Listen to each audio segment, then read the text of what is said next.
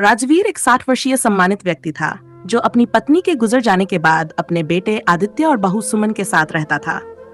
सुमन एक स्नेही और समझदार औरत थी जिसने घर को पूरे समर्पण से संभाला। राजवीर और सुमन के बीच एक गहरा आपसी सम्मान था, लेकिन समय के साथ यह रिश्ता एक अनकही मोहब्बत में बदलने लगा। ये कोई वासना नहीं थी, बल्कि एक आत्मिक जुड़ाव था, एक ऐसा संबंध जिसमें दोनों को एक दूसरे की भावनाओं की गहराई का एहसास था। एक दिन आदित्य को शहर से बाहर 1 साल के लिए काम पर जाना पड़ा। अब घर में सिर्फ राजवीर और सुमन रह गए। इस दौरान दोनों ने एक दूसरे को और बेहतर समझा। राजवीर ने सुमन की हर जरूरत का ख्याल रखा और सुमन ने भी राजवीर के अकेलेपन को दूर करने की पूरी कोशिश की। धीरे धीरे दोनों के बीच के जज्बात गहराने लगे। ये प्रेम की वह अवस्था थी जहां शब्दों की जरूरत नहीं थी।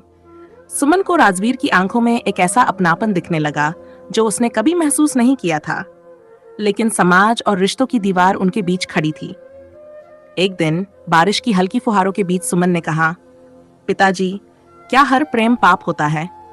राजवीर कुछ पल चुप रहे, फिर बोले, प्रेम पवित्र होता है, लेकिन हर प्रेम को समाज की स्वीकृति नहीं मिलती।